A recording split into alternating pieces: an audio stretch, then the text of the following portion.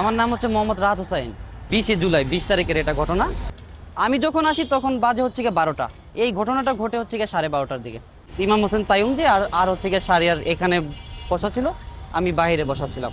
এখানে কিছু আন্দোলনকারীরা ছিল, তাই পুলিশ কিছুতেই ছত্রভঙ্গ করতে পারতেছিল না। চতুর্দিকে যখন গুলি বর্ষণ শুরু করলো, সবাই ছোটাছুটি শুরু করলো, রোডের দিকে, হাইওয়ে রোডের দিকে দৌড় দেয় বা হচ্ছে গিয়ে গল্লির দিকে মুভমেন্ট করা শুরু করে সবাই। তাই ওই অবস্থানে আমরা কোনো দিকে দৌড় দিইনি।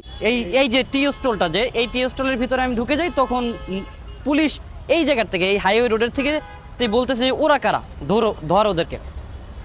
অ্যাগ্রেসিভ একটা মুড ছিল পুলিশের ওই সময়টাতে।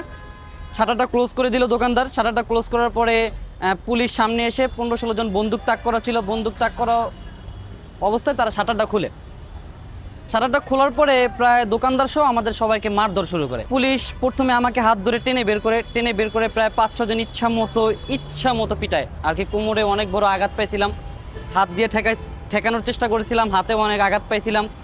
তারপরে দ্বিতীয়ত টেনে বের করে হচ্ছে কি আপনার ইমাম হোসেন তাইয়ুমকে, ওকে টেনে বের করে ইচ্ছা মতো ওকে পিটালো। তাইয়ুম দৌড় দিয়ে যখন এই পজিশনটাতে যখন চলে আসে, তখন আমাকে তখন পিটাচ্ছিল। আমি তখন শুয়ে মানে পড়ে যাওয়া অবস্থায় দৌড় দিয়ে তাইয়ুমের পাশে এসে দাঁড়াই। তাই আমাদেরকে বলতেছে যে দৌড় দে, একটা খারাপ ভাষায় বকা দিয়ে সে বলতেছে যে দৌড় দে। দৌড় দেওয়া অবস্থায় তাইয়ুম যখন 2-3 কদম যখন দিয়ে দেয়, ওই অবস্থায় তাকে পিছন থেকে শ্যুট করা হয়। একটা শ্যুট করে তার পায়ে, আর একটা শ্যুট করে তার কোমরের নিচ থেকে। মানে কোমরের নিচে যেই লাইভ বুলেটটা যে করে, ওই বুলেটটা ছিদ্র হয়ে তার সামনে দিয়ে বের হয়ে যায়। ওই অবস্থানেই সে পিছন থেকে পড়ে যাওয়ার চেষ্টা করে। ও যাতে পড়ে না যায়, ওই অবস্থাতেই আমি তাকে পিছন থেকে ধরি। তাই আমি ভাবছিলাম পুলিশ তাকে যেহেতু ধরছি, পুলিশ আমাকে সুযোগ দেবে তাকে বাঁচানোর জন্য বা হচ্ছে নিয়ে যাওয়ার জন্য, কিন্তু পুলিশ ওই সময়টাতে অজস্রভাবে গুলি করে। ওই গুলি করা অবস্থায় আমার পাটা পুরো ঝাঁঝরা হয়ে যায়। ওই মুহূর্তটাতে আমি অনুভব করতে পারি না এই জন্য আমার কী লাগছে। আমি যখন তাকে টেনে পিছনের দিকে নিয়ে যাচ্ছি, ওই অবস্থায় তাইয়ুম আমাকে বলতেছে যে ভাই তুমি আমাকে ছেড়ে দাও, আমি আর পারতেছি না। তখন থেকে আমার পায়ের যন্ত্রণাটা খুব আরও তীব্র হচ্ছে।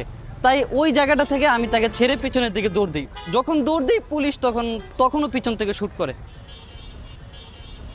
কিন্তু ওই মুহূর্তটার সিচুয়েশন এরকম ছিল যে পুরো শুনশান নীরবতা হয়ে গেছে। রাস্তায় একটা মানে শুধু পুলিশ ছাড়া কোনো কেউ ছিল না। মানে কেউ যে রাস্তায় এসে যে তাকে যে নিয়ে যাবে ওইরকম সাহস কারো ছিল না আর কি। বিভিন্ন জনের সাথে কন্ট্যাক্ট করে জানতে পারি যখন তাইয়ুম এখানে পড়া ছিল। এই যে টি স্টলের যে দোকানদারটা ছিল বা হচ্ছে গিয়ে ওর সাথে যে ওর ক্লাসমেট ফ্রেন্ড ছিল শাহরিয়ার, ও ওকে তোলার চেষ্টা করছে, সেটাও সে পারে নাই। তারপরে পুলিশ তাদেরকে বলছে যখন তোমার জান নিয়ে তুমি ফিরে যাও, ওকে আমরা দেখতেছি। আমি যতটুকু শুনছি তাকে যাত্রাবাড়ি থানায় নিয়ে যাওয়া হয়। যাত্রাবাড়ি থানায় নিয়ে যাওয়ার সময় সে মনে হয় মারা যায়। ওই মারা যাওয়ার অবস্থায় তাকে ঢাকা মেডিকেলের মর্গে নিয়ে ফালাই রাখে। আমি ওই দিনকে তাইয়ুমকে ধরার মূল কারণ আমি চিন্তা করছিলাম যে হয়তোবা সে আমার অত আন্তরিক বন্ধুত্ব নাও হতে পারে। এই জায়গাটাতে যদি আমার ভাই হইতো, সেই ক্ষেত্রে কি আমি তাকে ছেড়ে চলে যেতে পারতাম কিনা। তাই ওই জায়গাটা থেকেই ধরা। আর আমি যখন তাকে ধরি, তখন আমি ধরেই নিয়েছি যেন আমরা দুইজনে একসাথে মারা যাব, বা যদি বাঁচি তাহলে আমি তাকে নিয়েই বাঁচবো। ওইরকম মন মানসিকতা নিয়ে আমি তৈরি ছিলাম। আমার ট্যাক্সের টাকা হচ্ছে গিয়ে সরকারি পুলিশের বেতন। ওই বুলেট যখন আমার বডিতে লাগে বা আমার ভাইয়ের বুকে লাগে, সেই ক্ষেত্রে আমাদের আর কিছু বলার থাকে না। আমিও তো